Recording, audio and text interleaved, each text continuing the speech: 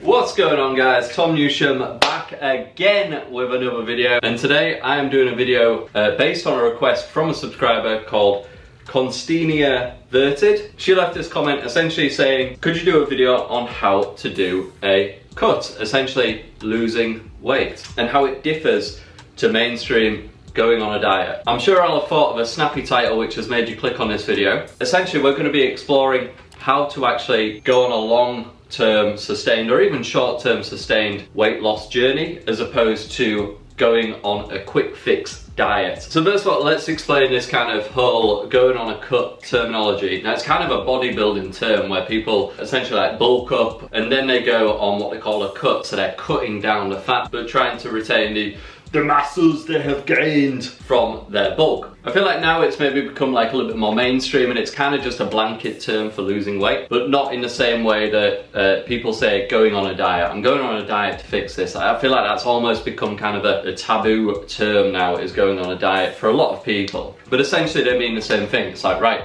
I'm gonna clean up my diet, I'm gonna lose a little bit of weight and I'm gonna look a lot more trim. However, the problem with diet culture is a lot of people tend to fall into the same sort of trap. Essentially, what a lot of people do is they go too hard, too fast, they see great results in the first couple of weeks, but then they get burnt out or it just becomes too unsustainable. So if you're only going to eat vegetables or you're only going to eat meat, there would only be so long that I would be able to do that before I would revert back to a normal diet. And typically what happens is the pendulum swings the other way and people tend to binge the foods that they've been restricted on or denied totally on certain diets, and they tend to binge on those foods and then the weight gain starts creeping in. Even if these diets are super successful and you tend to lose like a lot of weight on something, again, like a carnivore diet, you're essentially cutting out all carbs and you're just having fats and proteins from meat. I mean, you're even cutting out like vegetables and fruit most of the time. You're gonna lose weight on that. You're gonna lose a hell of a lot of water weight. You're gonna lose a hell of a lot of fat, don't get me wrong. But as soon as you start adding carbohydrates back in, you're gonna start noticing things are gonna even happen in your brain where it's telling you, I need more sugar, I need more of this, I need more of that. And then it becomes a battle purely based on your discipline. In my opinion, there is a smarter way of doing it, and that is to see it as more of a marathon rather than a sprint. Again, you don't need to lose 5 pounds in a week. You don't need to try and lose 20 pounds before you go to Marbella in 6 weeks' time. What you need to do is you need to structure it from a sustainability point of view. How sustainable is your diet? Are you cutting out total micronutrient groups such as protein, fats or carbs? Are you cutting out all sugar? Or are you going to take a more balanced approach and maybe just reduce those things, reduce your calories, and maybe try and eat more healthier, more sustaining foods which are going to fill you up and make you feel fuller for longer and actually satisfy a lot of those cravings? So here's a few tips for you on how to approach this. You need to find out how many calories you need as your baseline in order to maintain your weight given your current lifestyle. Now, there's many calculators on here, or you can just pull out your phone and do this calculation. You can find your weight in pounds and times that by a number between 12 and 16. If you're more active, you want to go closer to 16. If you're less active, you want to go for a number closer to 12. If you have an office job, you probably want to be going for 12. If you work on a busy construction site or building site, you maybe want to go more for 16. That is your maintenance calories. Now, what I would say is you either want to reduce that anywhere between 300 to 500 calories per day.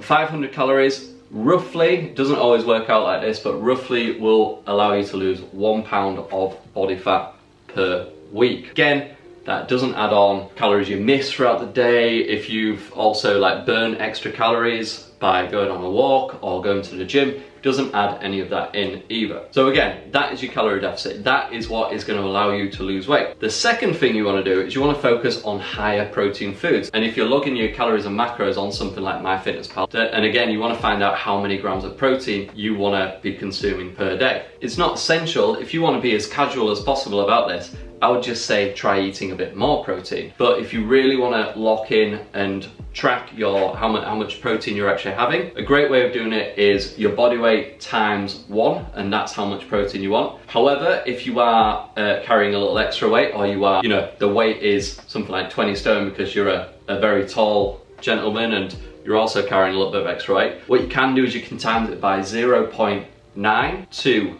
1. And again, if you really want to laser in on this, you maybe want to try figuring out what your fats and your protein should be as well. The way I got my fats was again by timesing that same body weight by 0.3 to 0.35, and that gave me the amount of grams of fat that I needed, and then the carbohydrates are essentially everything in between. Now there is a formula to do this, but essentially it's just whatever is left from your calories. So you times your grams of fats by 9, you times your grams of protein by 4, you add those two together, and then you subtract that off the total number of calories that you're going to be consuming. Whether that's 500 or 300 off your BMR, doesn't really matter. You just minus that off the number you're going to be aiming for in terms of calories.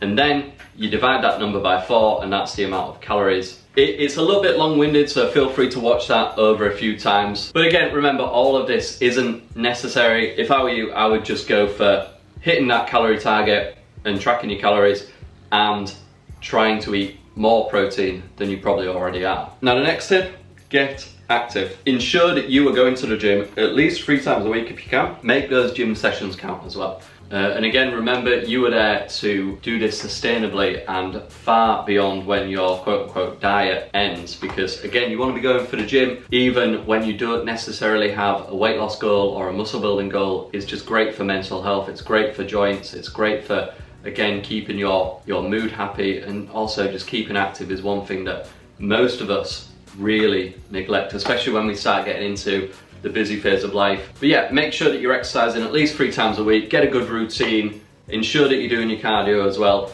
and try and get more active in your day-to-day life. And again, this is what's referred to as your NEAT, which is essentially an acronym that just basically means day-to-day activity. Like parking a little bit further away from the supermarket and walking into work, walking your kids to school rather than taking them in the car. Again, it's all things which are gonna be essentially like burning calories, but you may not necessarily feel like it's, you know, an exercise akin to going to the gym, but it really does help. You get 10,000 steps in where you previously maybe got 5,000 or 6,000 in per day, and again, you're really going to notice that. It's going to add a little bit more to your fat loss journey as well. And really, what you need to do is you just need to stay out of this mindset of diet culture, which we touched on at the start, but you know, you're not there to impress anybody else, you're there to impress yourself. You're there to do it for yourself. Yes, you may be doing it for, you know, family if you've got little ones, or maybe your partner, so you want to be around for longer, get a little bit healthier. But really, you are there doing it for yourself. And in doing so, you need a little bit of a mindset shift. Now, this doesn't come all at once. You definitely develop your discipline the longer you go on this lifestyle change. Really do avoid thinking about it like it's a short-term fix. No, this should really be a turning point for the rest of your life. Even after the diet is quote-unquote over,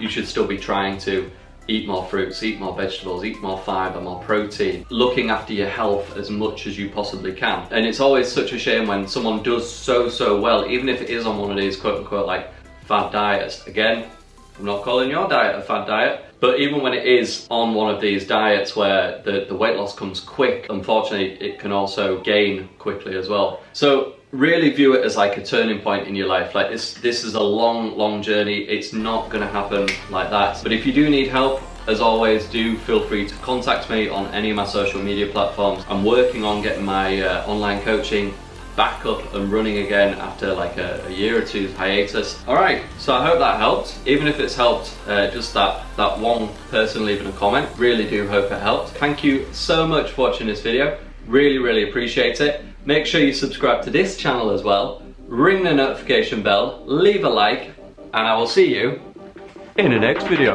See ya!